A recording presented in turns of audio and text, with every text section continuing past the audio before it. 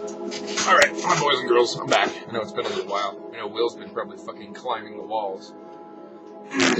I've been sick for the last little while. It's really fucked up. I had really swollen lymph nodes and fucking no energy, and I felt like I was gonna pass out all the time. Like all this crazy shit's going on. And I went and got blood work done once, but it was a very narrow scan, and they didn't find anything. And then I went and my doctor checked off like fucking everything on the sheet. So if I had something, they're gonna find it. And it also came back with nothing. So now I have no idea what's wrong with me, but it's getting easier. Like I don't know if it's just running its course finally, or something like strep throat. Maybe that just got out of control and I just didn't even realize. Or but anyway, I got the new Muse album. I got it. I think it was 2 days ago. It got leaked onto the interweb by a site, and I went to that site. It starts with a demon and ends in an oid, and thank God, guys, that you got put out there. I've been dying to hear this fucking album.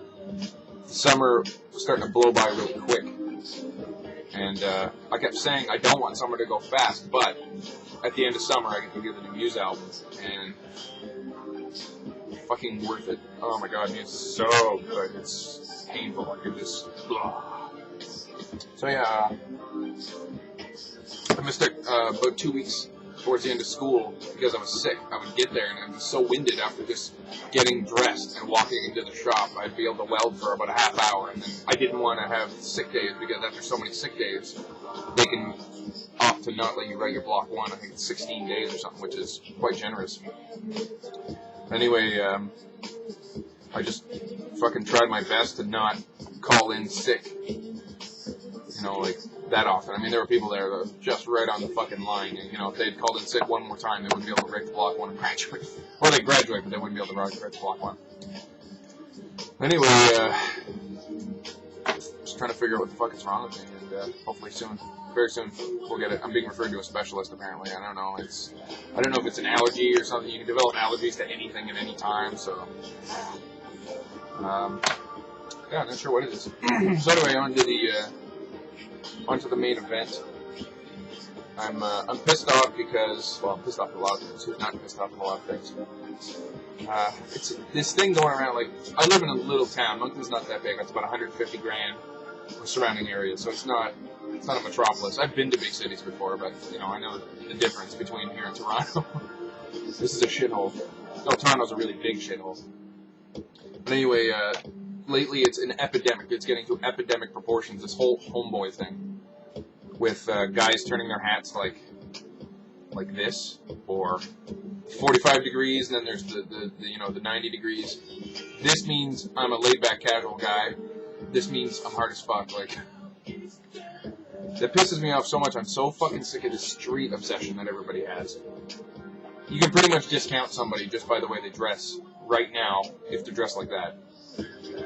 It's to me it seems if you're a person who's not terribly strong mentally or physically, then you want to front something, so you dress like a little homeboy, and you project the image that you're tough. Like, there was this one guy dressed like a fucking homeboy, and he was a little scrawny dog turd, but he was walking with his arms out a little bit, kind of like, trying to make himself look bigger. It's kind of like an old animal trick when they fluff themselves up to make themselves look bigger, but I don't know what's wrong with people. Like, we had a heat wave, and the sun was fucking like a magnifying glass on us.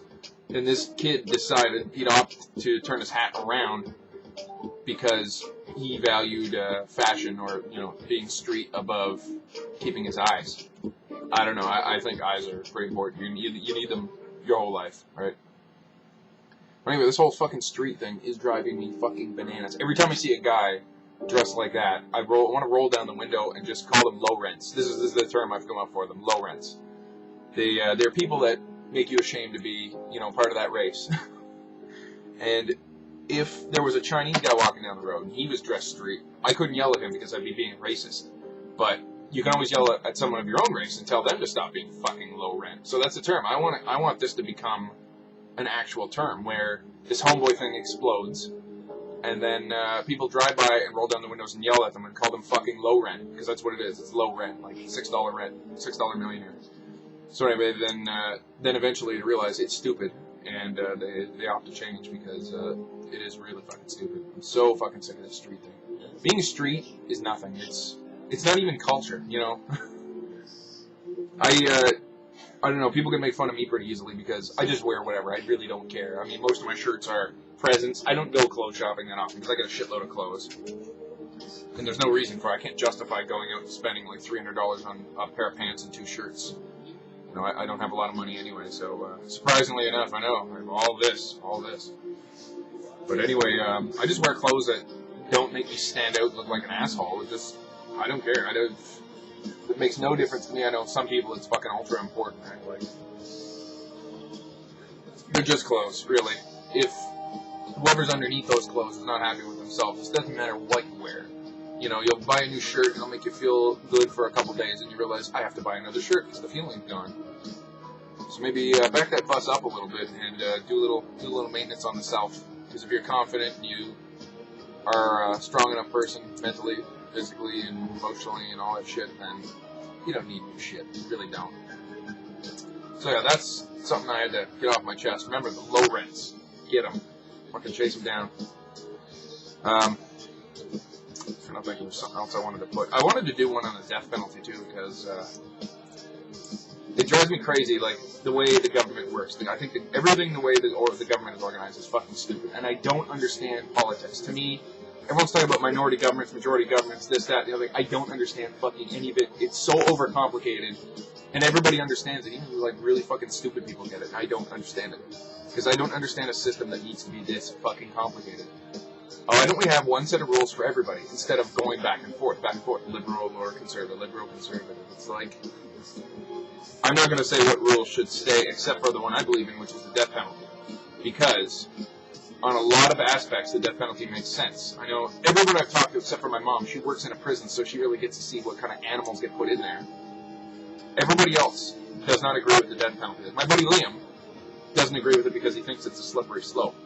And I don't think it's a slippery slope. You're not going to execute people for fucking littering just because you executed the world's worst criminals. You know what I mean? We are fucking overpopulated, like, to the extreme. The prisons are fucking choked with inmates, and they get treated very fucking well, despite the fact that some of them are basically just a little bit above wild animals. And some of these people are so savage, you can't let them into society. That's why they're there. So they will spend the rest of their lives at $100,000 a year living off of us. Like, there is no reason for someone like that to live.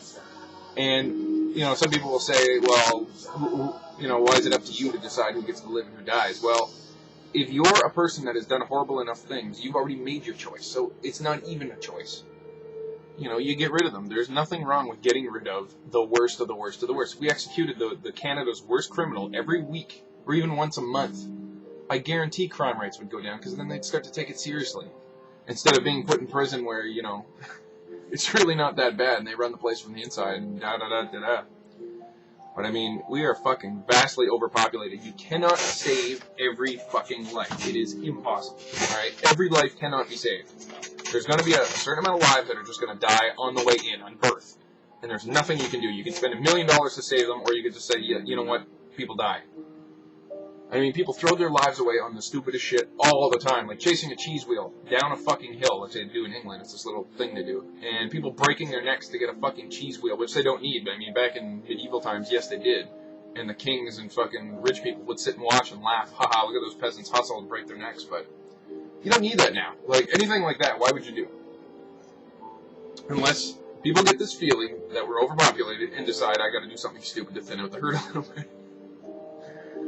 But anyway, you know, they should have, on the other side of the coin, with prison, my buddy John is right, because he says, once you paid your debt to society, you should not have a criminal record. If you did something bad, you spent 10 years in prison, you get out of prison, you keep the record, you cannot get a job. No one will hire you, you go back to a life of crime, and then you go back to prison.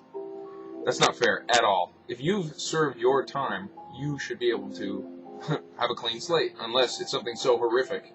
Like you raped 1,400 people in one day. I mean, I don't know where you get the strength, but there's that. And my buddy John doesn't believe in the death penalty. He believes that criminals should be put to work, and then they will pay for themselves. So if there was a system like that that would work, where they could work in a mill and actually generate things and pay for themselves, I would be all for it. But it's never going to happen, so execute on.